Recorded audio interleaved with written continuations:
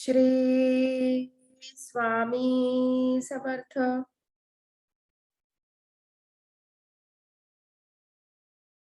श्री साईनाथ महाराज की जय.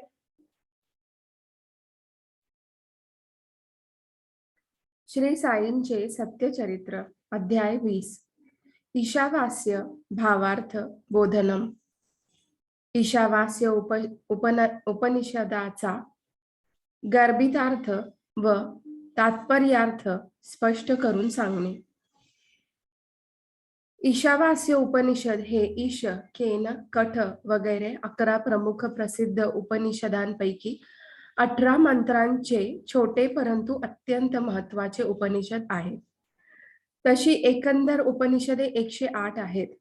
ही वेदांच्या अंतिम म्हणजे शेवटच्या भागात येत असल्याने यांना वेदांत असे म्हणतात. या सर्वात परमेश्वराचे निर्गुण व सगुण तत्व नाना प्रकारांनी सांगितलेले आहे. श्री गणेशाला नमस्कार असो, श्री सरस्वती देवीला नमस्कार असो, श्री गुरु महाराजांना नमस्कार असो, श्री कुलदेवताला नमस्कार असो, श्री सीता व श्री रामचंद्र यांना नमस्कार असो, श्री सद्गुरु साईनाथांना नमस्कार असो. ओम. हे अनुग्रह युक्त वचनांची मोती उत्पन्न करणाऱ्या मानस सरोवर रूपी सद्गुरु, तुला माझा नमस्कार असो. तुझ्या ठिकाणी अनन्य भक्तांच्या समूह रूपी हंस पक्ष्यांना आश्रय असतो. महान उदार असा तू आश्रयाला आलेल्या त्या निष्ठावंतांना अनुग्रह रूपी मोत्यांचे खाद्य खाऊ घालून आत्मस्वरूपी विश्रांतीचा आधार देऊन त्यांचे जन्म मरणांचे हेलपाटे चुकवितोस. काय तो साई सर्व सिद्धी प्राप्त झालेल्या व मोक्ष पावलेल्या सिद्ध पुरुषांचे जणू काय तो निवासस्थानच. त्याच्या दर्शनाने प्रपंचातील थकवा दूर होतो आणि त्याच्या सतत सहवासाने जवळपास वावरणाऱ्यांचा संसाराबद्दल भ्रम दूर होतो. साई मूळ आकार नसलेला आहे. भक्तांच्या कार्यासाठी तो साकार झाला आहे आणि मायामोह रूपी नटीचा स्वीकार करून एखाद्या नटाप्रमाणे या संसारातील खेळ हुबेहू खेळला आहे. अशा साईंचे स्मरण करूया, क्षणभर शिर्डीला जाऊया आणि दुपारच्या आरतीनंतर काय घडत असते ते लक्ष देऊन पाहूया. दुपारच्या आरतीनंतर साई महाराज मशिदीच्या ओट्याच्या काठावर येऊन अतिशय कृपादृष्टीने भक्तांना उदी वाटीत असत. प्रेमळ भक्त देखील लगोलग बाबांच्या जोडलेल्या दोनही चरणांना मिठी मारत असत आणि उभे राहून बाबांचे मुख न्याहाळत असताना वरून बाबांकडून उदीचा वर्षाव स्वीकारित असत. बाबा देखील मुठी भरून भरून उदी भक्तांच्या ओंजळी टाकीत असत आणि अंगठ्याने कपाळाला लावित असत. बाबांच्या पोटी भक्तांबद्दल अनिवार्य प्रेम असे. प्रत्येक भक्ताला ते म्हणत, भाऊ जा जेवायला जा, अण्णा तू जा घरी गोड गोड खा, सर्वजण आपापल्या घरी जा. हे सर्व जरी आता पाहायला मिळत नाही तरी ते सर्व पूर्वीच सोहळे शिर्डीला त्या त्या ठिकाणी ठामपणे ध्यानात आणले तर डोळ्यांसमोर दिसतात. असो, अशा तऱ्हेने ध्यान करून बाबांकडे पायांच्या अंगठ्यापासून चेहऱ्यापर्यंत पाहून त्यांच्या चरणी प्रेमाने लोटांगण घालून कथेची संगती पुढे चालवूया. मागील अध्यायाच्या शेवटी श्रोत्यांना मी सांगितले होते की बाबांनी श्रुतीचा अर्थ एक मोलकर्णीकडून उकविला होता. प्रसिद्ध कीर्तनकार गणुदासांनी ईशावास्य भावार्थ बोधिनी नावाचा ग्रंथ लिहिण्यास सुरुवात केली होती. मनात काही आशंका उद्भवली आणि ती शिर्डीत येऊन सद्गुरु साईनाथांच्या चरणी घातली. त्यावर या शंकेचे निवारण तू जेव्हा येथून परत जाशील तेव्हा काकाच्या घरची मोलकरीण करेल असे जे बाबा म्हणाले तीच आता या कथेची संगती येथून पुढे आपण चालवूया. श्रोत्यांनी नीट लक्ष द्यावे म्हणजे निर्दोष श्रवण होईल. संस्कृत भाषा न जाणणाऱ्यांकरिता ईशावास्य उपनिषदाच्या प्रत्येक शब्दाचा अर्थ ओवी रूपाने एकत्र करून स्पष्ट करावा अशी मनात आस्था धरून ईशावास्य भावार्थ बोधिनी हा ग्रंथ समजण्यास सहज अशा प्राकृत मराठी भाषेत लिहिण्यास गणुदासांनी आरंभ केला. या उपनिषदाचा अर्थ फार गूढ आहे. त्याच्या प्रत्येक शब्दाचे भाषांतर तर झाले, परंतु त्याच्या गंभीरार्थाचे रहस्य कळल्याशिवाय गणुदासांच्या मनाला आनंद वाटत नव्हता. चारही वेदांचे जे सार तेच उपनिषदांचे भंडार होय. ईश्वराची कृपा असल्याशिवाय तो हाती लागणे शक्य नसते. कोणी म्हणते की मी मोठा विद्वान आहे, आपण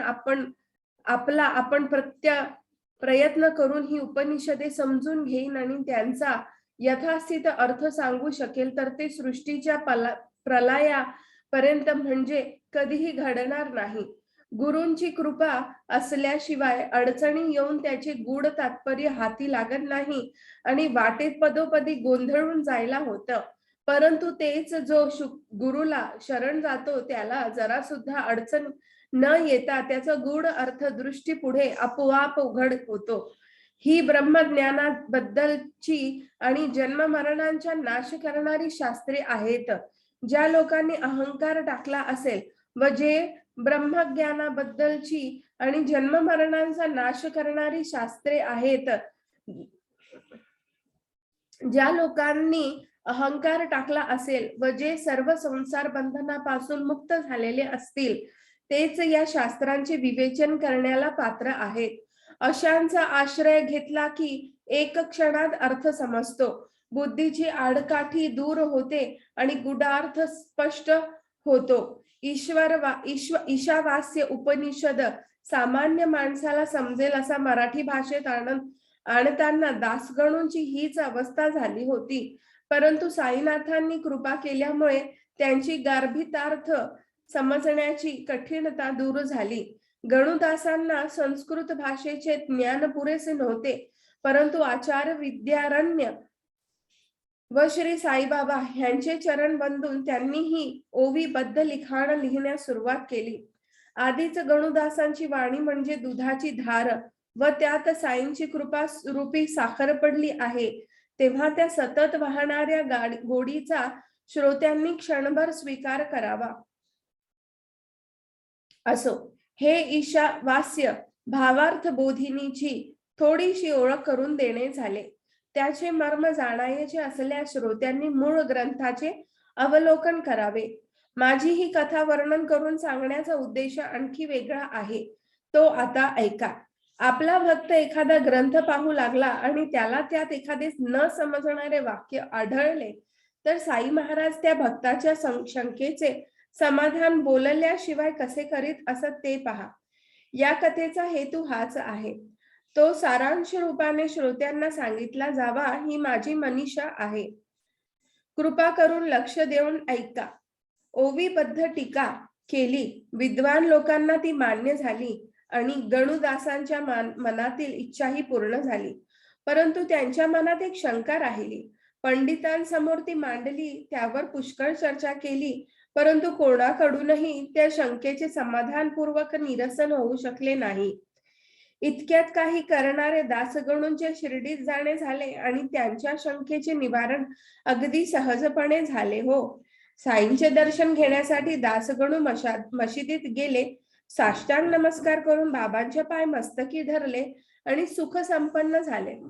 संतांचे अनुग्रहपूर्वक पाहणे, संतांच्या तोंडचे मधुर शब्द, संतांचे ते सुहास्य मुख हे सर्व भक्तगणात क्षेम कुशल प्राप्त करून देतात. संतांच्या केवळ दर्शनाने सर्व पापे धुवून निघतात. तर ज्यांना त्यांच्या नित्य सहवासाचा ठेवा लाभला असेल त्यांना मिळणारा पुण्याचे वर्णन किती करावे.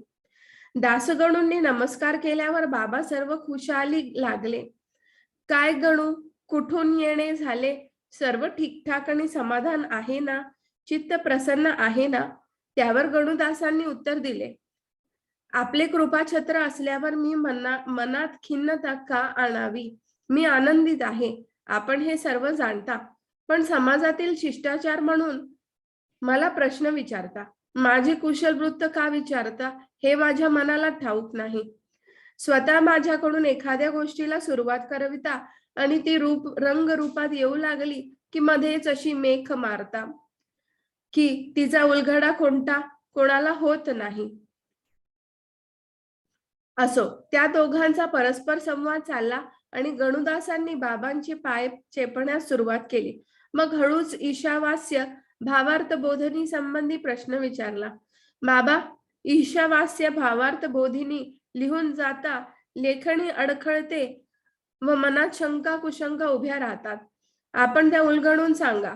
असे म्हणून गणुदासांनी जो जो प्रकार घडला तो अथपासून इथपर्यंत बाबांच्या पायी सादर केला आणि फेडण्यास कठीण अशी ती आशंका त्यांच्या पुढे मांडली.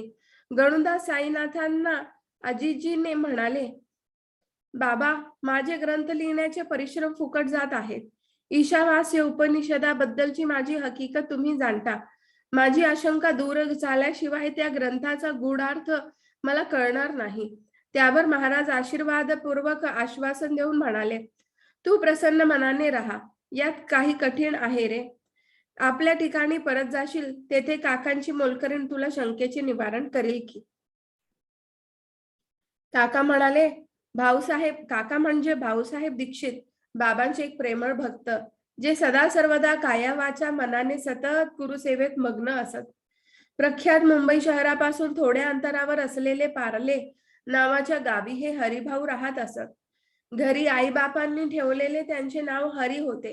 लोक त्यांना भाऊसाहेब म्हणत असत, परंतु बाबांनी तिसरेच ठेवले होते. काका महाजनी बाबा बडे काका म्हणत, नानासाहेब निमोणकरांना ते म्हातारे काका म्हणत, तर भाऊसाहेबांना लंगडे काका म्हणत. लंडन मध्ये पाय घसरून पडल्याने एका पायाने लंगडत चालत म्हणून, किंवा ते शरीराने जाडजूड होते म्हणून बंब्या काका ही म्हणत असत. आई बापा एक नाव ठेवतात, राशीचे ते आणखी दुसरे नाव, काहींना टोपण नावाने हाक मारली जाते. अशा प्रकारे नावाच्या अनेक तऱ्हा आहेत. साई महाराज वेळोवेळी जी निरनिराळी नावे ठेवीत तीच पुढे चालत असत. जणू काही आपापल्या लाभलेली ती पदवी किंवा श्रेष्ठत्व दर्शविणारे चिन्ह असावे असं आहे. अशा भावनेने बाबांचे भक्त ते नाव प्रेमाने धारण करीत असत. भाऊसाहेब दीक्षितांना कधी भिक्षू तर कधी काका अशा नावांचा छाप बाबांनी पाडला आणि त्याच नावाने दीक्षित शिर्डीला लोकात प्रसिद्ध झाले. गणुदासांना व इतर सर्वांच्या मनाला आश्चर्य वाटले की काकांची मोलकरीण ती काय आणि ती ईशावास्याच्या प्रश्नाचा उलगडा तरी कशी काय करणार. मोलकरीण ती मोलकरीण, तिचे शिक्षण तरी किती असणार, शहाणी किंवा शास्त्रांची जाणकार तरी काय असणार. सगळेच विलक्षण त्याला वाटले. कोठे वेदांचा अर्थ लावण्याचे नैपुण्य आणि कोठे एका मोलकरणीची बुद्धी. साई महाराज ही थट्टाच करीत आहेत असे लोक म्हणू लागले. सर्वांना साई महाराज केवळ विनोदच करीत आहेत असे वाटले, परंतु गणुदासांना मात्र ते खरेच वाटले. साईबाबांचे ते बोल ऐकून साईबाबा ते सहज गमतीवर वर म्हणाले असे जरी लोकांना वाटले तरी गणुदासांना ते सत्यच वाटले. लोकही साईबाबां हे सहज गमतीने म्हणाले असतील असे जरी म्हटले तरी त्या म्हणण्याची मौज पाहण्याकरिता मात्र नेहमी आतुर राहत. बाबांचे शब्द थट्टेचे असोत किंवा नसोत ते कधीही व्यर्थ होत नसत. बाबांच्या एक एक अक्षरामध्ये अर्थाचे भांडारच असे. बाबा जे जे शब्द तोंडाने बोलत ते नुसते बोललेले शब्द नसत, तर ब्रह्मदेवाने पाण्यांच्या कपाळावर लिहिलेले त्यांचे भाग्यच भविष्य असे. त्यातील एकही अक्षर फुकट जाते आणि त्या शब्दांप्रमाणे ते अगदी वेळेवर घडून येत असे. दासगणूंची ही पक्की भावना होती. दुसऱ्यांची ती कशीही असो, ज्याची जशी श्रद्धा तसे त्याला फळ मिळत असते. जशी भावना तसे फळ, जसा विश्वास तसे बळ आणि जसे अंतःकरण प्रेमळ तसे निर्मळ ज्ञान प्राप्त होत असे. बाबा ज्ञानी जनांचे शिरोमणी होते. त्यांची वाणी खोटी कशी होईल. आपल्या भक्तांची मागणी पुरवावी हेच व्रत त्यांनी घेतलेले आहे. गुरुचे वचन कधीही खोटे ठरत नसते. ही कथा मन लावून ऐका, म्हणजे संसारातील शारीरिक व मानसिक व्यथा दूर होतील आणि तुम्ही परमार्थ साधण्याच्या मार्गाला लागाल. पुढे गणुदास पारले गावी परत गेले आणि काकांची ती मोलकरीण उपनिषदाचा अर्थ लावण्याच्या आपल्या कामी कशी उपयोगी पडते हे पाहण्यासाठी त्यांना उत्कंठा लागली. दुसऱ्या दिवशी सकाळच्या प्रहरी गणुदास बिछाण्यात साखर झोपेच्या मोठ्या आनंदात असताना ते एक आश्चर्यकारक गोष्ट घडली. कोणी एक कुणब्याची पोर मंजूळ स्वराने गात होती. त्या गीतेचे सुंदर माधुर्य गणुदासांच्या हृदयाला जाऊन भिडले. लांब ताना घेऊन म्हटलेले व सुंदर पदरचना असलेले ते गाणे ऐकून त्यांचे मन तल्लीन झाले आणि ते लक्ष देऊन ऐकू लागले. ते खडबडून जागे झाले आणि गाण्याचा अर्थ लावण्याकडे त्यांचे लक्ष लागले. सावधान चित्ताने ते ऐकू लागले आणि खूप आनंद पावले. ते मनात म्हणू लागले, कोणाची पोर ही गंभीरपणे व गोड आवाजाने गात आहे. ईशावास्याचे कोडे पण उकलले की हिने. हीच ती मोलकरीण बरे का? पाहू या तरी कोण आहे की जिच्या अडाणी वाणीतून उपनिषदाच्या अर्थाची ओळख मला पटली गेली. गणुदासांनी बाहेर जाऊन पाहिले तर खरोखरच एक कुणब्याची पोर काकासाहेबांच्या मोरीवर भांडी घाशीत होती. तपास केल्यावर कळले की दीक्षितांच्या घरी नामदेव नामाचा गडी नोकरीला होता, त्याची ही पोर बहीण होती. ही ती काकांची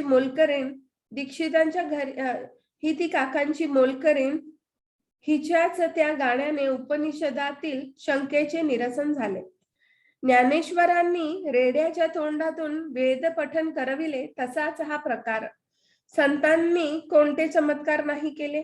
अशा प्रकारे या पोरीच्या गाण्याने दासगणूंचे समाधान झाले आणि बाबांच्या थट्टेचा महिमाही सगळ्यांना कळून चुकला. कोणी म्हणतात की गणुदास काकांच्या देवघरात पूजेला बसले होते तेव्हा त्यांनी हे गाणे ऐकले. असो, जे जसे असेल तसे असो, त्याचे तात्पर्य एकच की साई महाराज आपल्या भक्तांना अनेक निमित्ताने कसे शिकवतात ते पहा. आपल्या जागी बसून मला विचारा, उगीच का रानातून व माळातून इकडे तिकडे शोधत बसता? मीच तुमची जिज्ञासा पुरविल अशी खात्री बाळगा. मी सर्व ठिकाणी भरलेलो आहे. माझ्याशिवाय रिकामे ठिकाण कोणतेही नाही. भक्तांच्या भावापायी मी कोठेही व कसाही प्रकट होतो. असो, त्या 8 वर्षांच्या पोरीने कमरेला एक फाटक्या प्रकाराचा कसोटा मारलेला होता, तरी ती त्या आपल्या गाण्यात एक भरजरी निरंगी साडीचे डौल गोड आवाजात गात होती. काय त्या साडीचा भरजर, काय त्या साडीचा काठ सुंदर, काय मौजेचा तिचा पदर. ती पोर हे गीत गाण्यात चूर झालेली होती. तिला पोटभर खायला मिळत नव्हते आणि बोटभर चिंधीही गुंडाळायला मिळत नव्हती, परंतु कोणाच्या तरी नारंगी साडीवर ती बेहद खुश झालेली दिसत होती. अशा प्रकारे गरिबीच्या परिस्थितीतही तिचा आनंदी स्वभाव पाहून गणुदासांना तिच्यावर तिची दया आली व त्यांनी मोरेश्वर प्रधानांना विनंती केली, अहो पहा, हिचे अंग उघडे आहे, तिला एखादे लुगडे द्या ना. तुमची सेवा देवाला पसंत पडेल आणि तुम्हाला पुण्य लागेल. आधीच मोरेश्वर दयाळू होते. त्यावर दासगणूंची विनंती झाली. त्यांनी लगेच एक सुंदर साडी विकत आणली आणि आनंदाने त्या पोरीला दिली. रोज शिळे व बेचव अन्न खाणाऱ्याला 5 प्रकारच्या मिष्ठानांनी भरलेली उंची व चमचमीत जेवण मिळाल्यावर जसा खूप आनंद व्हावा तसा त्या मुलीला ती साडी पाहून झाला. दुसऱ्या दिवशी तिने ती साडी नेसली आणि गर फिरून तिला मुलींबरोबर फुगडी खेळली. तिला ती साडी फार आवडली होती आणि इतर मुलींपेक्षा तिचा थाटमाट सरस दिसत होता. पुढे दुसऱ्या दिवशी त्या साडीला साठवून ठेवण्याच्या कपड्यात गुंताळून ठेवून पूर्वीचाच फाटका परकर नेसून ती आली. तरी ती खिन्न किंवा उत्साहहीन दिसत नव्हती. तिने ती नवी साडी न नेसता सांभाळून घरी ठेवली, तरी पण भावनेच्या भिन्नतेपणामुळे गणुदासांना तिची पूर्वीची गरिबी छिन्न भिन्न झालेली भासली. नवी साडी घरी ठेवली आणि फाटके नेसून आली, तरी ती पोर मनात खिन्न दिसत नव्हती. तिला साडीची उणीव भासतच नव्हती.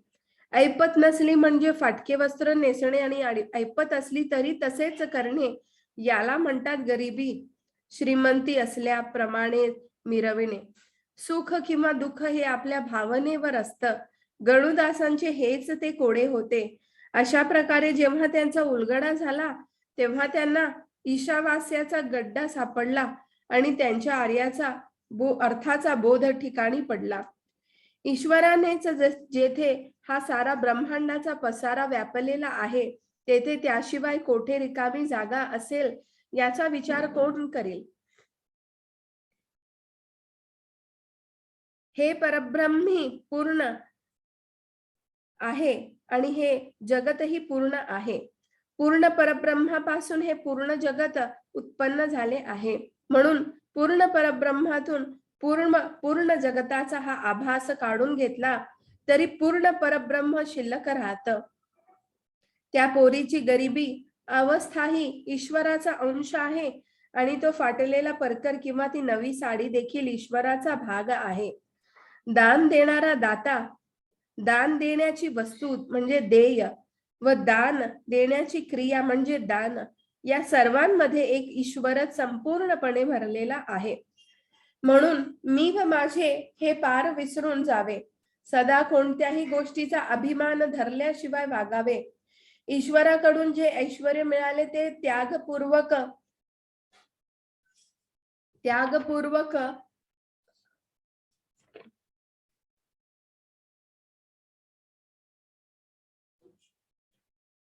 ईश्वराकडून जे ऐश्वर्य मिळाले ते त्यागपूर्वक त्याबद्दल फार आसक्ती न ठेवता दुसऱ्याला त्यातील काही दान देऊन व स्वतःला पुरेल इतके जवळ ठेवून उपभोगावे आणि कसलाही अति लोभ किंवा हाव धरू नये.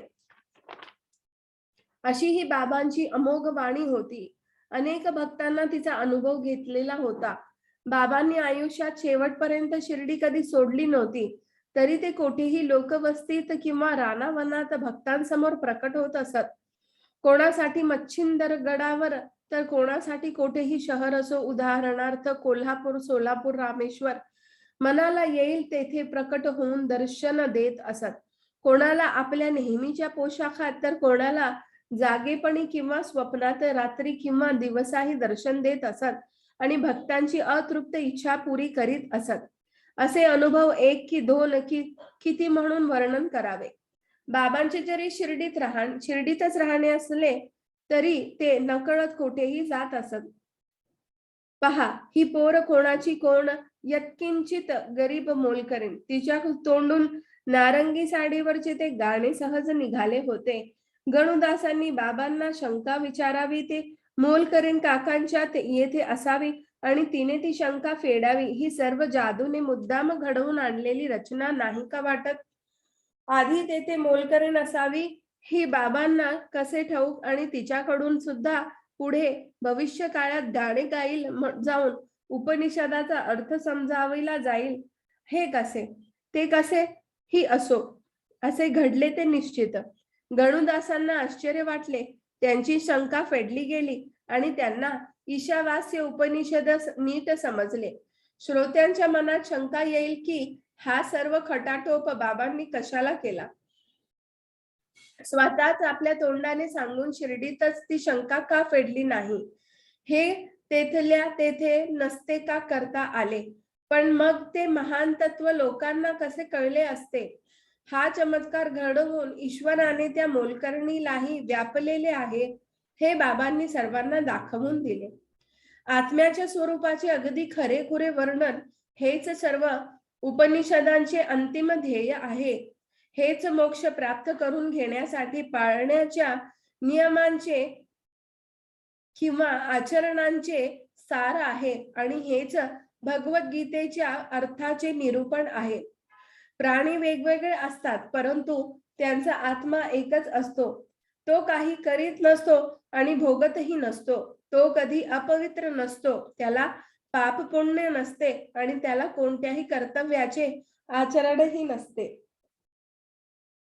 मी जातीने उच्च ब्राह्मण आहे आणि इतर सर्व माझ्यापेक्षा नीच जातीचे आहेत, अशी जोपर्यंत भेदपणाची जाणीव असते तोपर्यंत कर्तव्य कर्माचे आचरण आवश्यक असते.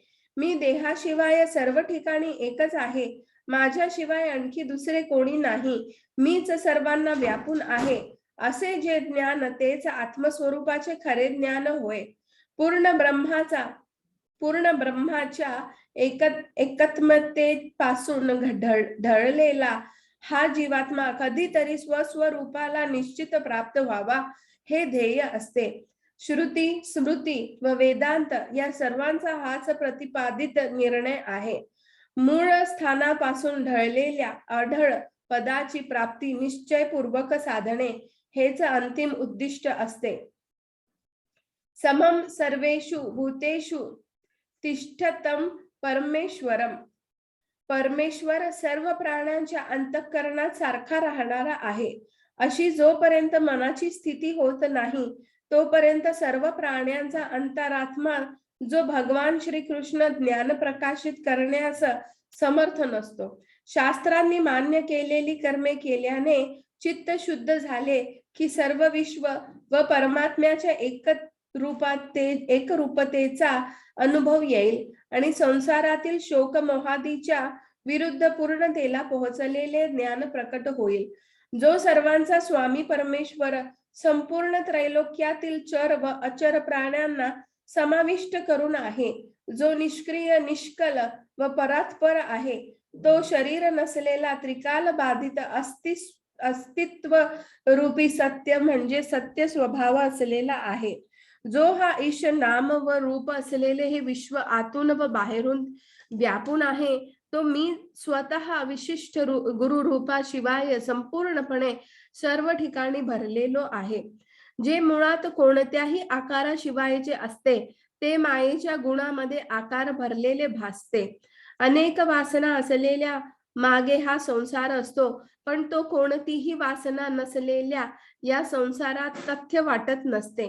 म्हणून हे प्रपंच महाभूतांचे बनलेले आणि चार प्राणी व अचर वस्तूंनी भरलेले हे जगत विचारात घेण्यासारखे नसून परमेश्वर हाच एक सर्वश्रेष्ठ आहे असा निश्चय निशंकपणे करावा. जगताबद्दलचा हा सारासार विचार मनाला पटत नसेल तर या संपत्ती व सोने वगैरेचे लोभ करू नये. हे सुद्धा करणे जर जमत नसेल तर आपली फक्त कर्म करण्याची पात्रता आहे असे जाणून मरेपर्यंत 100 वर्षे कर्मे करीत राहावे. ती देखील आपल्या वर्णाला अनुसरून शास्त्रांनी सांगितल्याप्रमाणे विधिविधानासकट अग्निहोत्रांसारखी उचित नित्य कर्मे चित्त शुद्ध होईपर्यंत करावी. हा एक चित्त शुद्धीचा मार्ग आहे आणि दुसरा सर्व संसारिक बंधने तोडून जगाच्या व्यवहारातून पूर्णपणे मुक्त होणे किंवा सर्व ऐहिक वस्तूंचा त्याग करणे हा आहे. पहिला सांगितलेला कर्म मार्ग व दुसरा सांगितलेला ज्ञान मार्ग या दोन्हींपैकी एकही मार्ग अवलंबिला नाही तर दैवाच्या नियमाप्रमाणे येणारी सुख दुःखे भोगणेच शिल्लक राहते. अशा आळशी व केवळ विषयोपभोगात आपल्याला धन्य मानणाऱ्या लोकांचा कधीच उद्धार होत नसतो. त्यांच्या पतनाचे ईश्वरास्थातील पढील तिसऱ्या मंत्रात अत्यंत कडक शब्दात वर्णन केले आहे. असूर्या नाम ते लोका अंधेन तमसा वृत्ता तास्ते प्रेता भगच्छती ते के चात्म हनो जना. अशा प्रकारे आपला आत्मघात करून घेणारे लोक असुरांच्या नाना प्रकारच्या ज्या नरक स्वरूपी योनी दुःख क्लेश व अज्ञान रूपी अंधकाराने व्यापलेल्या आहेत त्यात मृत्यूनंतर जन्म घेतात. कोणाचा किती अधिकार आहे हे ओळखणारे सद्गुरु ही ब्रह्मविद्या व हा उपनिषदाचा बोध सर्वांनाच सरसकट देत नसतात. जोपर्यंत जगत व परमेश्वर यांची एकात्मता मानण्याची मनाची वृत्ती झाली नाही, तोपर्यंत उपनिषदांचा उपदेश केवळ शब्दांचाच होतो. परंतु तसला शाब्दिक बोधही असावा लागतो, कारण जिज्ञासू आधी तोच मागत असतो. म्हणूनच बाबांनी मोलकरीण सांगितले असे म्हणून दासगणूंना शिर्डीहून पारल्यावर पाठविले. स्वतः बाबांनी हे समजावून सांगितले असते तर पुढचे कार्य घडून आले नसते. मी एकटाच आहे, माझ्याशिवाय या जगात दुसरे काहीच नाही, हे बाबांचे एकमेवाद्वितीय असे ज्ञान कळले नसते. ती मोलकरीण आणखी कोणी नसून मी स्वतः आहे याची खूण बाबांनी दाखवून दिली आणि ईशावास्य उपनिषदाचा अर्थ अनुभवपूर्वक समजाविला. परमेश्वराचा थोडासा तरी आणि गुरुचा खास अनुग्रह नसला तर आत्मज्ञान प्राप्त करण्यासाठी सिद्ध पुरुषाच्या उपदेशाची आवश्यकता असते. आत्मज्ञान सांगणारे जे जे शास्त्र तेच कानांनी ऐकावे आणि मीच सर्व ठिकाणी आहे, माझ्याशिवाय इतर ठिकाणी दुसरे काहीच नाही याच विषयांचे विवरण करावे. अशा प्रकारे आत्म्याच्या खऱ्या स्वरूपाचे विवरण झाल्यावर ज्याला तो आत्मा दुसरा कोणी नसून मी स्वतः आहे असे एकात्मतेचे ध्यान लाभते, त्यालाच आत्मा प्रसन्न होतो.